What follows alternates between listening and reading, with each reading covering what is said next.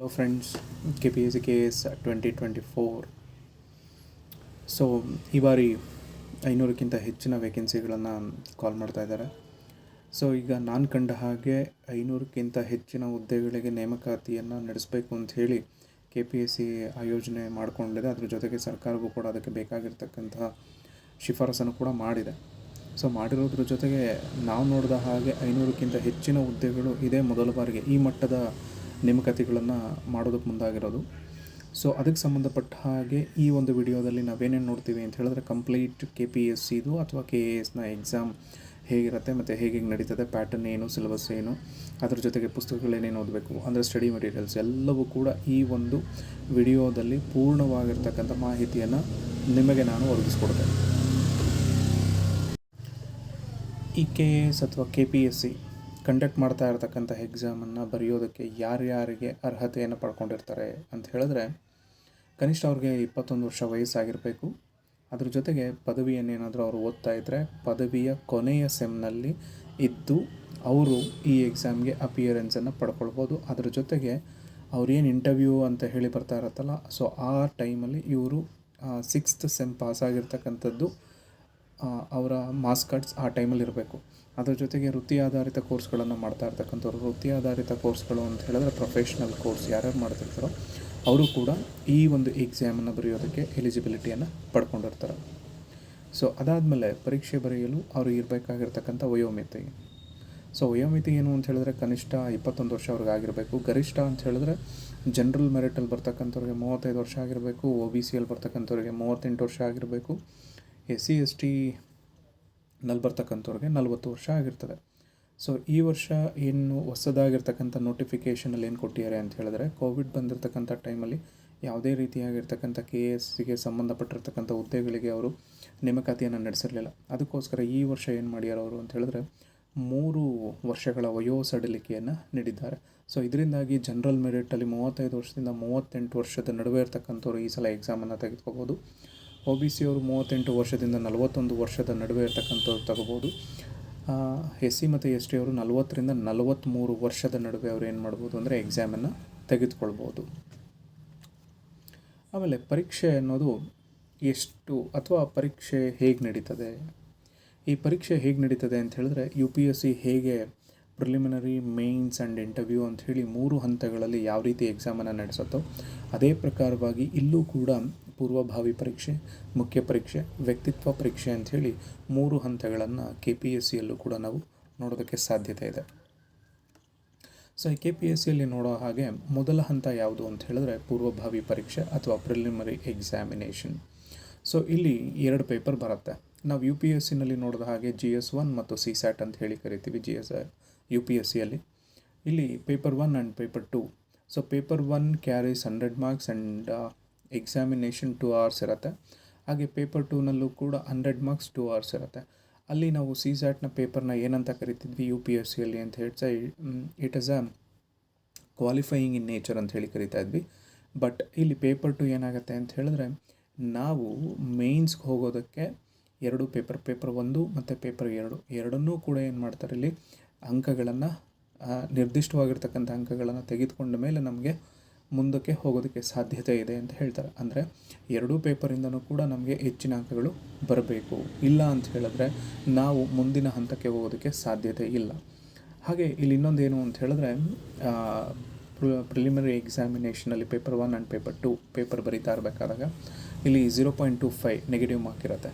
So 0.25 mark ಅಂತ ಹೇಳಿದ್ರೆ ಇಲ್ಲಿ ಪೇಪರ್ 1ನಲ್ಲಿ 100 ಮಾರ್ಕ್ಸು 200 ಅಂಕಗಳು, ಅಂದರೆ ಒಂದು ಕ್ವಶನ್ಗೆ 2 ಅಂಕಗಳು. ಹಾಗೆ ಪೇಪರ್ 2ನಲ್ಲೂ ಕೂಡ 100 ಪ್ರಶ್ನೆಗಳಿರ್ತವೆ, 2 ಮಾರ್ಕ್ಸ್ ಈಚ್. ಸೊ 2 hours ಇರುತ್ತೆ. ಇಲ್ಲಿ 0.25 ಅಂತ ಹೇಳಿದ್ರೆ ನಾವು ಅದನ್ನು 2 ಮಾರ್ಕ್ಸ್ ಇರೋದ್ರಿಂದ 0.50 ಅಂತ ಹೇಳಿ ಕನ್ವರ್ಟ್ ಮಾಡ್ಕೋಬೇಕಾಗತ್ತೆ. ಸೊ ನಾವು ತಪ್ಪೋಗೋದಿಲ್ಲ ಅಂತ ಹೇಳಿದ್ರೆ ಇಲ್ಲೇ. ಸೊ ಆದ್ದರಿಂದ 0.25 ಇದೆ ಅಂತ ಹೇಳ್ಬಿಟ್ಟು ಇಲ್ಲೇ 0.50 ಕಟ್ ಮಾಡಿರಿ ಅನ್ನೋದಕ್ಕೆ ಬಂದಾಗ ಅದು 2 ಮಾರ್ಕ್ಸ್ ಇರೋದ್ರಿಂದ 0.25 ಅಂದರೆ 1/4 ಅನ್ನೋದನ್ನು ನಾವು ಕರೆಕ್ಟಾಗಿ ತಿಳ್ಕೊಳ್ಬೇಕು. ಸೊ ಪೇಪರ್ 1ನಲ್ಲಿ 100 ಅಂಕಗಳಿದೆ. ಅಲ್ಲಿ ಯಾವ ವಿಷಯಗಳು ಅದು ಆ ಪೇಪರ್ 1ನಲ್ಲಿ ಬರುತ್ತೆ ಅಂದರೆ ರಾಷ್ಟ್ರೀಯ ಮತ್ತು ಅಂತಾರಾಷ್ಟ್ರೀಯ ಮಹತ್ವವನ್ನು ಹೊಂದಿರತಕ್ಕಂಥ ವಿಷಯಗಳು. ಮಾನವಿಕ ವಿಷಯಗಳು ಅಂತ ಹೇಳಿದ್ರೆ ಹ್ಯುಮ್ಯಾನಿಟೀಸ್ ಸಬ್ಜೆಕ್ಟ್ಸ್. ಅದರಲ್ಲಿ ಭಾರತೀಯ ಇತಿಹಾಸ ಅಂದರೆ ಅಂತಾರಾಷ್ಟ್ರೀಯ ಅಥವಾ ವಿದೇಶದ್ದು, ದೇಶದ್ದು, ಅದಾದಮೇಲೆ ರಾಜ್ಯದ್ದು 3 ಕವರ್ ಆಗಬೇಕು. ಭಾರತೀಯ ರಾಜಕೀಯ ಮತ್ತು ಆರ್ಥಿಕತೆ same. International, national and state. ಭೂಗೋಳ ಅಂದರೆ ಜಿಯೋಗ್ರಫಿ, ಅಂತಾರಾಷ್ಟ್ರೀಯ, ರಾಷ್ಟ್ರೀಯ, ರಾಜ್ಯ ಇದೆಲ್ಲವನ್ನು ಒಳಗೊಂಡಿರ್ತಕ್ಕಂಥದ್ದು 100 ಅಂಕಗಳು. ಸೊ ಅಲ್ಲಿ ರಾಷ್ಟ್ರೀಯ ಮತ್ತು ಅಂತಾರಾಷ್ಟ್ರೀಯ ಮಹತ್ವ ಇದು ಕರೆಂಟ್ ಅಫೇರ್ಸ್ ಬೇಸ್ಡ್ ಇರುತ್ತೆ. 40 ಕ್ವಶನ್ಸ್ ಬರ್ತದೆ. ಭಾರತೀಯ ಇತಿಹಾಸ ಅಲ್ಲಿ 20 ಕ್ವಶನ್ಸ್ ಬರ್ತದೆ. ಭಾರತೀಯ ರಾಜಕೀಯ ಮತ್ತು ಆರ್ಥಿಕತೆ ಇಲ್ಲಿ 20 ಕ್ವಶನ್ಸ್ ಬರ್ತದೆ. ಭೂಗೋಳ ಇಲ್ಲೂ ಕೂಡ 20 ಕ್ವಶನ್ಸ್ ಬರ್ತದೆ. Totally 100 questions. Each carries 2 marks. So 200 marks. -0.25. Paper 2 ಪ್ರಚಲಿತ ಘಟನೆಗಳು ರಾಜ್ಯಕ್ಕೆ ಸಂಬಂಧಪಟ್ಟ ಹಾಗೆ ಇಲ್ಲಿ ಕೂಡ 40 ಮಾರ್ಕ್ಸ್.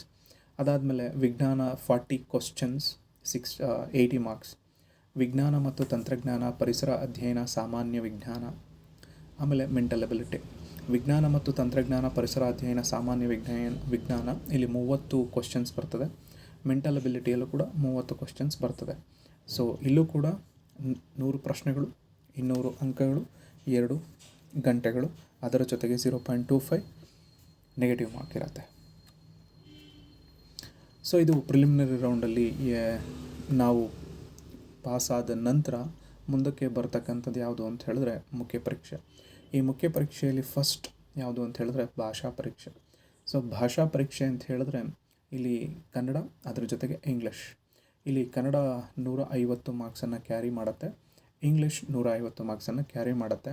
ಸೊ ಎರಡೂ ಕ್ಯಾರಿ ಮಾಡಿದಾಗ 35% ಮಾರ್ಕ್ಸ್ ಬರಬೇಕಂದ್ರೆ 35% ಮಾರ್ಕ್ಸ್ ಅಂತ ಹೇಳಿದ್ರೆ 52.5 ಇಷ್ಟು ಮಾರ್ಕ್ಸನ್ನು ಪಡ್ಕೊಂಡ್ರೆ ನಾವು ಮುಂದೆ ಇರ್ತಕ್ಕಂಥ 5 ಪೇಪರ್ಗಳನ್ನು ಬರೆಯೋದಕ್ಕೆ ಸಾಧ್ಯತೆ ಇದೆ. ಅಂದರೆ ಇನ್ ದ ಸೆನ್ಸ್ ವ್ಯಾಲ್ಯುವೇಷನ್ಗೆ ನಮ್ಮ ಪೇಪರ್ಗಳು ಹೋಗ್ತವೆ. ಸೊ ಈಗ ಕನ್ನಡ ಭಾಷೆಯ ಪಠ್ಯಕ್ರಮ ಏನೇನಿರ್ತದೆ ಅಂತ ಹೇಳಿದ್ರೆ ವಿಷಯದ ಸಮಗ್ರ ಅರ್ಥೈಸುವಿಕೆ ಇದಕ್ಕೆ 25 ಅಂಕಗಳಿರ್ತವೆ. ಪದಪ್ರಯೋಗ 25 ಅಂಕ ಇರ್ತದೆ. ವಿಷಯದ ಸಂಕ್ಷೇಪಣೆ ಇದಕ್ಕೆ 25 ಅಂಕ ಇರ್ತದೆ. ಪದಜ್ಞಾನ 25 ಅಂಕಗಳಿರ್ತದೆ. ಲಘು ಪ್ರಬಂಧ 25 ಅಂಕಗಳು. ಇಂಗ್ಲೀಷ್ನಿಂದ ಕನ್ನಡಕ್ಕೆ ಭಾಷಾಂತರ ಟ್ರಾನ್ಸ್ಲೇಷನ್ 25 ಮಾರ್ಕ್ಸ್. ಅದಾದಮೇಲೆ ಇಂಗ್ಲೀಷ್ ಭಾಷೆಯ ಪಠ್ಯಕ್ರಮ comprehension of given passage 25 marks ಇರುತ್ತೆ. ಪ್ರಿಸೈಸ್ ರೈಟಿಂಗ್ 25 ಇರುತ್ತೆ. ಯೂಸೇಜ್ 25 ಮಾರ್ಕ್ಸ್ ಇರುತ್ತೆ. ವೊಕ್ಯಾಬುಲರಿ 25 ಮಾರ್ಕ್ಸ್ ಇರುತ್ತೆ. ಶಾರ್ಟ್ ಎಸೆ 25. ಕಮ್ಯುನಿಕೇಷನ್ ಸ್ಕಿಲ್ಸ್ 25 ಮಾರ್ಕ್ಸ್ ಇರುತ್ತೆ. ಇಲ್ಲಿ ಒಂದು ನಾವು ಯೋಚನೆ ಮಾಡಬೇಕಾಗಿರೋದೇನು ಅಂತ ಹೇಳಿದ್ರೆ it is a qualifying in nature. So ಇಲ್ಲಿ ನಾವು ಅರ್ಹತೆಯನ್ನು ಪಡ್ಕೊಳ್ಬೇಕು. ಅರ್ಹತೆ ಎಷ್ಟಿದೆ? 35% ಅಂದರೆ 52.5 ಇಷ್ಟು ಅಂಕಗಳನ್ನ ನಾವು ತೆಗೆದುಕೊಂಡ್ರೆ ನಮ್ಮ ಮುಂದೆ ಇರ್ತಕ್ಕಂಥ ಅಂದರೆ ಮೆರಿಟ್ಟಿಗೆ ಅಂಕಗಳನ್ನು ನಾವೇನು ನೋಡ್ತೀವಲ್ಲ ಆ ಅಂಕಗಳನ್ನು ಪಡ್ಕೊಳ್ತಕ್ಕಂಥ ಪೇಪರು ವ್ಯಾಲ್ಯೂ ಆಗೋದಕ್ಕೆ ಮುಂದೋಗುತ್ತೆ. ಸೊ ನೆಕ್ಸ್ಟ್ ನಮಗೆ ಬರೋದು ಯಾವುದು ಅಂತ ಹೇಳಿದ್ರೆ ಜನರಲ್ ಸ್ಟಡೀಸ್ ಪೇಪರ್ಸ್. ಒಟ್ಟು 5 ಪೇಪರ್ಗಳು ಬರ್ತವೆ. ಈ 5 ಪೇಪರ್ಗಳಲ್ಲಿ ನಾವು ಎಷ್ಟು ಅಂಕಗಳನ್ನು ಪಡ್ಕೊಳ್ತೀವಿ ಅನ್ನೋದ್ರ ಮೇಲೆ ನಮ್ಮ ರ್ಯಾಂಕಿಂಗ್ ಡಿಸೈಡ್ ಆಗ್ತಾ ಹೋಗುತ್ತೆ. ಸೊ ಪೇಪರ್ 1 ಯಾವುದು? ಎಸ್ಸೆ, ಅದು 250 ಮಾರ್ಕ್ಸ್ ಇರುತ್ತೆ. ಪೇಪರ್ 2 GS 1 ಅದು 250 ಮಾರ್ಕ್ಸ್ ಇರುತ್ತೆ. ಪೇಪರ್ 3 GS 2 250 ಮಾರ್ಕ್ಸ್ ಇರುತ್ತೆ. ಪೇಪರ್ 4 GS 3 250 ಮಾರ್ಕ್ಸ್ ಇರುತ್ತೆ. ಪೇಪರ್ 5 GS 4 250 ಮಾರ್ಕ್ಸ್ ಇರುತ್ತೆ. ಟೋಟಲ್ 1250 ಮಾರ್ಕ್ಸ್ ಇರುತ್ತೆ. ಅಂದರೆ 1250 ಮಾರ್ಕ್ಸಿಗೆ 5 ಪೇಪರ್ ಇರುತ್ತೆ. ಈ 5 ಪೇಪರು ಯಾರ್ಯಾರು ಎಕ್ಸಾಮ್ಗೆ ಅಪಿಯರ್ ಆಗ್ತಾರೋ ಎಲ್ಲರಿಗೂ ಕೂಡ ಈಕ್ವಾಲಿಟಿಯನ್ನು ಕಂಡಕ್ಟ್ ಮಾಡ್ತಾ ಹೋಗುತ್ತೆ. ನಾವು ಮೊದಲಾಗಿದ್ದರೆ ಏನಿತ್ತು, ಆಪ್ಷನಲ್ ಇತ್ತು. ಆಪ್ಷನಲ್ ತುಂಬ ಚೆನ್ನಾಗಿ ಓದ್ಕೊಂಡು ಮಾರ್ಕ್ಸ್ನ ವೇರಿಯೇಷನ್ಸ್ನ ಕಾಣ್ಬೋದಾಗಿತ್ತು. ಬಟ್ ಇವಾಗ ಏನಾಗಿದೆ, ಎಲ್ಲರಿಗೂ ಕೂಡ ಪ್ಲೇ ಗ್ರೌಂಡ್ ಇಟ್ಸ್ ಈಕ್ವಲ್ ನಾವು. ಸೊ ಹಾಗೆ ನಾವೇನು ಮಾಡ್ಬೋದು, ಈಗ ಎಲ್ಲರೂ ಕೂಡ ಕಾಂಪಿಟೇಷನ್ ಲೆವೆಲನ್ನು ಅತಿಯಾಗಿ ನಡೆಸ್ಬೋದು. ಆಮೇಲೆ 3 ವರ್ಷ ವಯೋಸಡಿಲಿಕೆಯನ್ನು ಕೊಟ್ಟಿರೋದ್ರಿಂದ ಸಂಖ್ಯೆಯು ಕೂಡ ಜಾಸ್ತಿ ಆಗ್ತಾ ಹೋಗುತ್ತೆ. ಸೊ ಇಲ್ಲಿ ಪೇಪರ್ 1 ಪ್ರಬಂಧ 250 ಮಾರ್ಕ್ಸ್ ಇರುತ್ತೆ. 3 hours ರೈಟಿಂಗ್ ಇರುತ್ತೆ. ಸೊ ಈ ಪ್ರಬಂಧವನ್ನು ಪಾರ್ಟ್ 1 ಮತ್ತು ಪಾರ್ಟ್ 2 ಅಂಥೇಳಿ ಮಾಡ್ಕೊಳ್ತಾರೆ. ಸೊ ಪಾರ್ಟ್ 1ನಲ್ಲಿ ಯಾವುದರ ಬೇಸ್ ಮೇಲೆ ಪ್ರಬಂಧ ಬರೆಯೋದಕ್ಕೆ ಕ್ವಶನ್ಸ್ ಬರುತ್ತೆ ಅಂತ ಹೇಳಿದ್ರೆ ರಾಷ್ಟ್ರೀಯ ಮತ್ತು ಅಂತಾರಾಷ್ಟ್ರೀಯ ಮಹತ್ವ ಹೊಂದಿರುವ ವಿಷಯಗಳು, ಇದು ಪಾರ್ಟ್ ಎನಲ್ಲಿ ಬರುತ್ತೆ. ಇದು 125 ಮಾರ್ಕ್ಸ್. ಪಾರ್ಟ್ 2ನಲ್ಲಿ ರಾಜ್ಯ ಮತ್ತು ಸ್ಥಳೀಯ ಮಹತ್ವ ಹೊಂದಿರತಕ್ಕಂಥ ವಿಷಯಗಳು, ಇದು 125 ಮಾರ್ಕ್ಸ್. ಸೊ ಟೋಟಲ್ ಎಷ್ಟಾಗುತ್ತೆ ಅಂದರೆ 250 ಮಾರ್ಕ್ಸ್ ಆಗುತ್ತೆ. 3 ಅವರ್ಸಲ್ಲಿ ನಡೀತದೆ. ಅದಾದಮೇಲೆ ಸಾಮಾನ್ಯ ಅಧ್ಯಯನ ಪತ್ರಿಕೆಗಳು ಅಂದರೆ ಪೇಪರ್ 2 ಜನರಲ್ ಸ್ಟಡೀಸ್. ಸೊ UPSCನಲ್ಲಿ ಹೇಗೆ ಜನರಲ್ ಸ್ಟಡೀಸ್ 1 ಅಂತ ನೋಡ್ತೀವೋ ಅದೇ ಪ್ರಕಾರವಾಗಿದೆ. ಇಲ್ಲಿ ಜನರಲ್ ಸ್ಟಡೀಸಲ್ಲಿ ಫಸ್ಟ್ ಪೇಪರ್ ನೋಡ್ತಾ ಇರೋದು ಯಾವುದು ಅಂತ ಹೇಳಿದ್ರೆ ಇತಿಹಾಸ ಮತ್ತು ಸಾಂಸ್ಕೃತಿಕ ಪರಂಪರೆ, ಭಾರತ ಮತ್ತು ಕರ್ನಾಟಕ ಒಳಗೊಂಡಂತೆ. ಸಾಮಾಜಿಕ ಮತ್ತು ರಾಜಕೀಯ, ಇಲ್ಲಿ ಪಾಲಿಟಿ ಆ್ಯಂಡ್ ಸೋಷಿಯಾಲಜಿ. ಭಾರತೀಯ ಆರ್ಥಿಕತೆ, ಯೋಜನೆಗಳು, ಗ್ರಾಮೀಣಾಭಿವೃದ್ಧಿ, ದತ್ತಾಂಶ ಸಂಗ್ರಹಣೆ, ವಿಶ್ಲೇಷಣೆ. ಇದು ಸಾಮಾನ್ಯ ಅಧ್ಯಯನ ಪತ್ರಿಕೆ 2, general studies 1, paper 2 general studies 1. ಇಲ್ಲಿ 250 ಮಾರ್ಕ್ಸು, 3 hours ಇರುತ್ತೆ. ಅದಾದಮೇಲೆ ಪೇಪರ್ 3 ಜನರಲ್ ಸ್ಟಡೀಸ್ 2, ಇದು ಕೂಡ 250 ಮಾರ್ಕ್ಸ್ ಇರುತ್ತೆ, 3 hours ಇರುತ್ತೆ. ಇಲ್ಲಿ ನಾವು ಏನೇನನ್ನು ಓದ್ತೀವಿ ಅಂತ ಹೇಳಿದ್ರೆ ಭೌಗೋಳಿಕ ಲಕ್ಷಣಗಳು, ನೈಸರ್ಗಿಕ ಸಂಪನ್ಮೂಲಗಳು. It is like geography. ಯಾವುದು ಅಂತಾರಾಷ್ಟ್ರೀಯ, ರಾಷ್ಟ್ರೀಯ, ರಾಜ್ಯ. ಸೊ ಭಾರತೀಯ ಸಂವಿಧಾನ, ಇಂಡಿಯನ್ ಕಾನ್ಸ್ಟಿಟ್ಯೂಷನ್, ಸಾರ್ವಜನಿಕ ಆಡಳಿತ ಮತ್ತು ನಿರ್ವಹಣೆ, ಪಬ್ಲಿಕ್ ಅಡ್ಮಿನಿಸ್ಟ್ರೇಷನ್ ಆ್ಯಂಡ್ ಮ್ಯಾನೇಜ್ಮೆಂಟ್, ಅಂತಾರಾಷ್ಟ್ರೀಯ ಸಂಬಂಧಗಳು, ಇಂಟರ್ನ್ಯಾಷನಲ್ ಅಫೇರ್ಸ್. ಸೊ ಇದನ್ನು ನಾವು ಜನರಲ್ ಸ್ಟಡೀಸ್ 2ನಲ್ಲಿ ಓದ್ತಾ ಹೋಗ್ತೀವಿ. ಪೇಪರ್ 4 ಜನರಲ್ ಸ್ಟಡೀಸ್ 3, ಇಲ್ಲೂ ಕೂಡ 250 ಮಾರ್ಕ್ಸ್ ಇದೆ, 3 hours ಇದೆ. ವಿಜ್ಞಾನ ಮತ್ತು ತಂತ್ರಜ್ಞಾನ, ನೈಸರ್ಗಿಕ ವಿಜ್ಞಾನ, ಜೀವ ವಿಜ್ಞಾನ, ಕೃಷಿ ವಿಜ್ಞಾನ, ಆರೋಗ್ಯ ಮತ್ತು ನೈರ್ಮಲ್ಯ, ಪರಿಸರ, ವಿಪತ್ತು ನಿರ್ವಹಣೆ. ಈ ಇಷ್ಟಕ್ಕೂ ಸೇರಿ 250 ಮಾರ್ಕ್ಸ್ ಬರುತ್ತೆ. ಇದೇ ಪೇಪರನ್ನು ನಾವು ಎಲ್ಲಿ ನೋಡ್ತೀವಿ ಅಂತ ಹೇಳಿದ್ರೆ GS3 UPSC ನೋಡ್ತೀವಿ.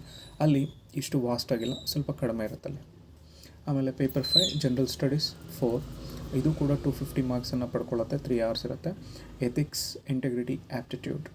ಸೊ ಇಷ್ಟು 5 ಪೇಪರ್ಗಳನ್ನು ಸೇರಿಸಿ ಟೋಟಲ್ ಎಷ್ಟಾಗುತ್ತೆ ಅಂತ ಹೇಳಿದ್ರೆ 1250 ಅಂಕಗಳಾಗ್ತದೆ.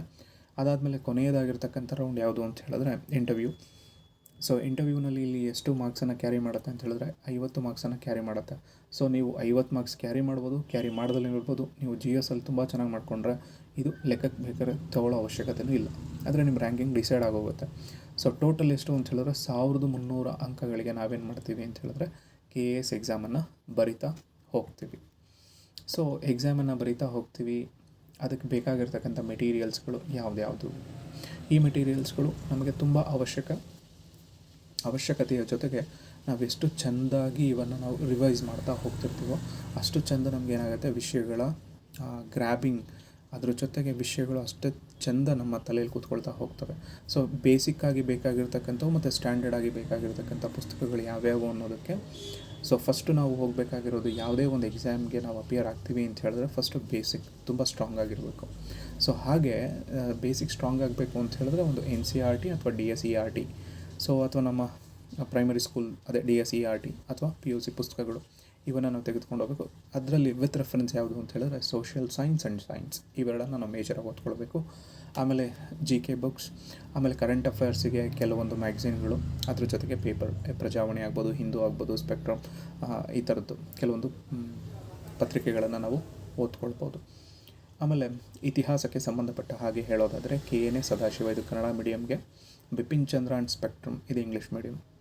ನೆಕ್ಸ್ಟ್ ಎಕಾನಮಿಕ್ಸ್, ಇದು HRK ಗರಣಿ ಕೃಷ್ಣಮೂರ್ತಿ ಅಥವಾ ಇಂಗ್ಲೀಷಲ್ಲಿ ರಮೇಶ್ ಸಿಂಗ್. ಭಾರತೀಯ ಸಂವಿಧಾನ, ಕರ್ನಾಟಕದಲ್ಲಿ PS ಗಂಗಾಧರ್, ಇಂಗ್ಲೀಷಲ್ಲಿ ಓದ್ತೀನಿ ಅಂತ ಹೇಳಿದ್ರೆ Laxmikanth. Next geography, international, national, state, ಮೂರೂ ಕೂಡ ರಂಗನಾಥ್ ಅವರದ್ದೇ ಸಿಗುತ್ತೆ. ಸೊ ರಂಗನಾಥ್ನೇ ಹೋಗೋದಕ್ಕೆ ಬೆಟರ್. ಅದಾದಮೇಲೆ ಮಾಜಿದ್ ಹುಸೇನ್ ಅಂತ ಹೇಳಿ ಇಂಗ್ಲೀಷ್ ಮೀಡಿಯಮ್. ವಿಜ್ಞಾನ, ಸೊ SRS ಅಂತಲೇ ಕರಿತೀವಿ ಇವ್ರಿಗೆ, ವೆಂಕಟರಮಣ ಸ್ವಾಮಿ ಸರ್ದು ವಿಜ್ಞಾನ ಪುಸ್ತಕ ಇದೆ. ಅದಾದಮೇಲೆ 4G ರವಿ ಅವ್ರದ್ದು ಕೂಡ ವಿಜ್ಞಾನ ಪುಸ್ತಕ ಇದೆ. ಇಂಗ್ಲೀಷಲ್ಲಿ ಹೋಗ್ತೀವಿ ಅಂತ ಹೇಳಿದ್ರೆ ರವಿ P ಅಗ್ರಹಾರಿ ಅಂತ ಹೇಳಿದ್ದಾರೆ, ಅವ್ರದ್ದಾದರೂ ತೆಗೆದುಕೊಳ್ಬೋದು. ಅದಾದಮೇಲೆ ಪಬ್ಲಿಕ್ ಅಡ್ಮಿನಿಸ್ಟ್ರೇಷನ್ ಅಥವಾ ಸಾರ್ವಜನಿಕ ಆಡಳಿತ, ಇದು ಕೂಡ ಲಕ್ಷ್ಮೀಕಾಂತ್ದೇ ಇದೆ. ಸೊ ಕನ್ನಡದಲ್ಲಿ ಇದಕ್ಕೆ ನೋಟ್ಸ್ ಅಷ್ಟೊಂದು ಸಿಗೋದಿಲ್ಲ ಅಥವಾ ಪುಸ್ತಕಗಳು ಸಿಗೋದಿಲ್ಲ. ಸೊ ಲಕ್ಷ್ಮೀಕಾಂತ್ನ ಓದೋದ್ರ ಮೂಲಕವಾಗಿ ನಾವು ಅದನ್ನು ನೋಟ್ಸ್ ಮಾಡ್ಕೊಳ್ಬೇಕಾಗ್ತಾ ಹೋಗುತ್ತೆ. ಅದಾದಮೇಲೆ ಸಮಾಜಶಾಸ್ತ್ರಕ್ಕೆ ಇಂಗ್ಲೀಷಲ್ಲೂ ಸೇಮ್ ಚಾನಾ ಶಂಕರ್ ರಾವ್ದೆ, ಕನ್ನಡದಲ್ಲೂ ಕೂಡ ಅವ್ರದ್ದೇ ಇದೆ. ಅದಾದಮೇಲೆ ಎಥಿಕ್ಸ್, ಸೊ DK ಬಾಲಾಜಿ ಅವ್ರದ್ದಿದೆ. ಸೊ ಅದು ಇಂಗ್ಲೀಷಲ್ಲೂ ಸಿಗುತ್ತೆ, ಕನ್ನಡದಲ್ಲೂ ಸಿಗುತ್ತೆ. ಸೊ ಇದಿಷ್ಟು ಪುಸ್ತಕಗಳು ಮತ್ತು KASನ ಪೂರ್ಣವಾಗಿರ್ತಕ್ಕಂಥ ಡೀಟೇಲ್ಸ್ ಇಲ್ಲಿದೆ. ಸೊ ಈ ಡೀಟೇಲ್ಸ್ ಒಳಗಡೆ ಇನ್ನೊಂದು ಏನು ಅಂತ ಹೇಳಿದ್ರೆ ಎಷ್ಟು ಅಟೆಂಪ್ಟನ್ನು ಇವರು ಬರಿತಾ ಹೋಗ್ಬೋದು. ಜನರಲ್ ಮೆರಿಟ್ನವರಿಗೆ 5 ಇದೆ, OBC ಅವ್ರಿಗೆ 7 ಇದೆ, SC ST ಅವ್ರಿಗೆ ಅನ್ಲಿಮಿಟೆಡ್, ಅಂದರೆ ಅಪ್ ಟು 40 ಇಯರ್ಸ್. ಸೊ ಅಲ್ಲಿವರೆಗೂ ಅವರು ಎಷ್ಟು ಅಟೆಂಪ್ಟ್ ಬೇಕಾದ್ರೂ ಬರಿತಾ ಹೋಗ್ಬೋದು. ಸೊ ಇದರ ಮೂಲಕ ನಾವೇನಂತ ಅಂದ್ಕೊಂಡಿದ್ದೀವಿ ಅಂತ ಹೇಳಿದ್ರೆ ಅತ್ಯಂತ ಚಿಕ್ಕ ಏಜಲ್ಲಿ ಉನ್ನತವಾಗಿರ್ತಕ್ಕಂಥ ಹುದ್ದೆಗಳನ್ನು ನಾವು ಪಡ್ಕೊಳ್ಬೇಕು ಅಂತ ಯೋಚನೆ ಮಾಡ್ತಾ ಇರ್ತೀವಿ. ಸೊ ಅದಕ್ಕೊಂದು ಸದಾವಕಾಶ ಇವಾಗ ದೊರಕಿದೆ. ಸೊ ನಾವು ಒಂದೇ ಸಲ UPSC ಕ್ಲಿಯರ್ ಮಾಡ್ಕೊಂಡು ಹೋಗಬೇಕು ಅಂತ ಅಂದ್ಕೊಂಡಾಗಲೂ ಕೂಡ ಸಾಧ್ಯತೆ ಇದೆ. ಇಲ್ಲ ಅಂತ ಹೇಳಿದ್ರೆ ಅಲ್ಲಿಂದ ಬರೀ ನೇರವಾಗಿ UPSC ಆಗಲಿಲ್ಲ ಅಂತ ಹೇಳಿದ್ರೆ ಇಲ್ಲಿಂದ ನಾವು KPSC ಅಂದರೆ KAS ಬರೆಯೋದ್ರ ಮೂಲಕವಾಗಿ ನಾವು UPSC ಅಂತಕ್ಕೆ ಹೋಗ್ಬೋದು. ಸೊ ಅಲ್ಲಿ ಯಾವುದೇ UPSC ಅಂತಕ್ಕೆ ಹೋದಾಗ ಅವ್ರಿಗೂ ನಮಗೂ ಏನು ಡಿಫ್ರೆನ್ಸ್ ಇಲ್ಲ, ಸೇಮ್ ಒಂದೇ. ಸೊ ಹಾಗೆ ನಾವು ಅತ್ಯಂತ ಚಿಕ್ಕ ಏಜಲ್ಲಿ ಆ ಮಟ್ಟಕ್ಕೆ ಹೋಗೋದಕ್ಕೆ ಸಾಧ್ಯತೆ ಇದೆ. ಸೊ ತುಂಬ ಡೆಪ್ತಾಗಿ ತುಂಬ ಇಷ್ಟಪಟ್ಟು ಓದಿದ್ರೆ ನಾವು ಈ ಒಂದು ಎಕ್ಸಾಮಲ್ಲಿ ಪೂರ್ಣವಾಗಿರ್ತಕ್ಕಂಥ ಅಂಕಗಳನ್ನು ತೆಗೆದುಕೊಳ್ಳೋದ್ರ ಜೊತೆಗೆ ಒಂದು ಉನ್ನತವಾಗಿರ್ತಕ್ಕಂಥ ಹುದ್ದೆಗೆ ಹೋಗೋದಕ್ಕೆ ಸಾಧ್ಯ ಆಗ್ತದೆ. ಇದ್ರ ಮೂಲಕ ಸಮಾಜದ ಮತ್ತು ಕರ್ನಾಟಕದ ಮತ್ತು ದೇಶದ ಸೇವೆಯನ್ನು ಮಾಡೋದಕ್ಕೂ ಸಾಧ್ಯ ಆಗ್ತದೆ ಅಂತ ಹೇಳ್ಬೋದು. ಸೊ ಎಲ್ಲರೂ ಕೂಡ ಎಕ್ಸಾಮ್ ಕಡೆಗೆ ಕಾನ್ಸಂಟ್ರೇಟ್ ಮಾಡೋದ್ರ ಜೊತೆಗೆ ನಾವು ಕೂಡ ಆ ಒಂದು ಹುದ್ದೆಗೆ ಹೋಗೋಣ.